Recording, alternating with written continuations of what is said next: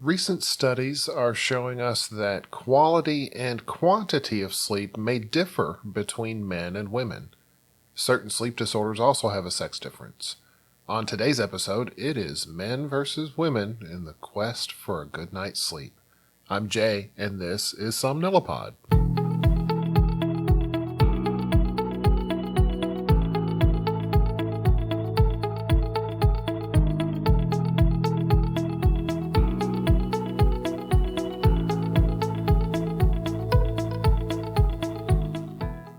Hello, everyone. Welcome back, and Happy New Year. I hope that you all had a nice New Year's Eve, whether you were out partying or spending it at home with family and friends, or like me, already in bed and sleeping through it. I hope you had a wonderful time. I'm so glad that you joined me today on this first episode of 2023. And we're talking about differences in sleep between men and women. Now, you've heard me and probably every other source of information about sleep that you take advantage of talk about the average number of hours of sleep you should be getting. 7 to 9 hours is the recommended time that most need to feel refreshed during the day. But when looking at recommendations like this, you have to take your own personal situation into account. That's why it's an average number. Some people tend more toward 7, others tend more toward 9. And as some recent studies reveal, the first factor you need to consider that plays a role in your sleep is whether you're male or female. And it's important to remember that both sex and gender differences can affect sleep. Now, what do I mean by that? Sex-based differences or sex-based factors are things like hormone production. And in women, for example, when they start their menstrual cycle, they experience huge hormonal fluctuations and can suffer from premenstrual syndrome and premenstrual dysphoric disorder, both of which can impact their sleep. Pregnancy also affects the hormones in women's bodies. 50% of women experience insomnia symptoms that may endure into postpartum and beyond.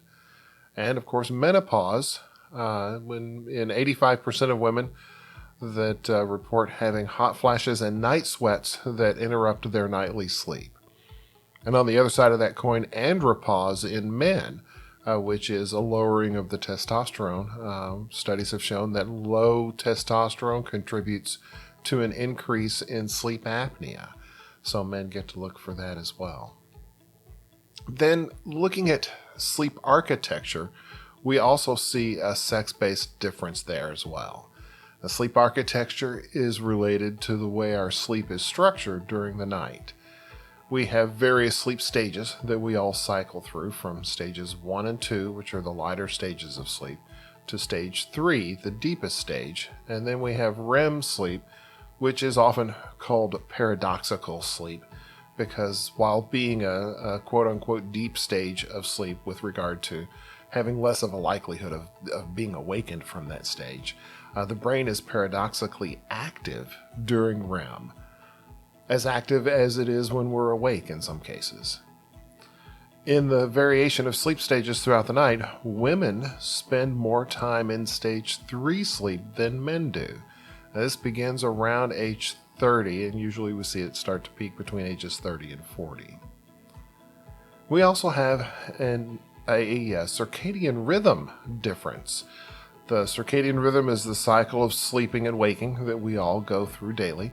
Women tend to have an earlier circadian timing, and so that means that they tend to go to bed earlier, and they tend to wake up earlier.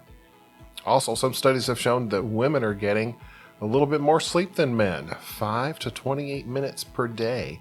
That's including naps. Now, gender-based factors reflect social and cultural variations. Both factors can begin influencing us at an early age and change over time as they take more of a prominent hold. For example, women disproportionately serve as caregivers for those in need, older adults, ill family members, and children, while men often have a cultural bias to be the primary wage earner feeling an increased pressure to work, they may sacrifice sleep in order to get those extra hours in on the clock. Sleep disorders can also have a sex difference. Insomnia, for example, affects women more so than men by up to 40%. And as mentioned, this is due to both sex and gender differences, and their insomnia is often more complex, therefore more difficult to treat. Restless leg syndrome is more common in women, and it happens a lot more during pregnancy. This is the uncontrollable need to move your legs at night, causing a delay in falling asleep by hours in some cases. So imagine being pregnant and not being able to sleep. Talk about miserable. I feel for you, ladies. Obstructive sleep apnea, which is the closure of the upper airway during sleep, leading to a decreased oxygen and disruption in sleep, is more than twice as common in men than it is in women. 13% in men versus 6% in women. And it's associated with heart conditions, depression, and other health issues like diabetes, sexual dysfunction, and memory disorders.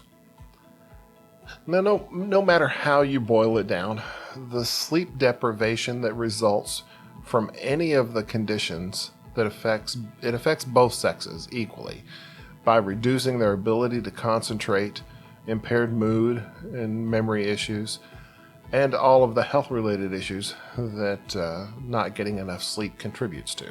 Recognizing the factors that may be contributing to your sleepless empty nights is the first key toward developing a plan to overcome them.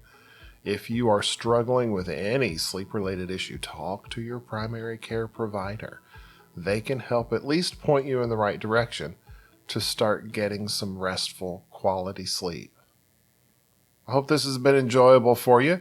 As I mentioned earlier, this is the first episode of the new year, so I look forward to spending another year with you all, and I hope that you stick with me and find some benefit from the stuff that I am talking about. So until we talk next time, please remember to make sleep a priority. Thanks so much, and Happy New Year.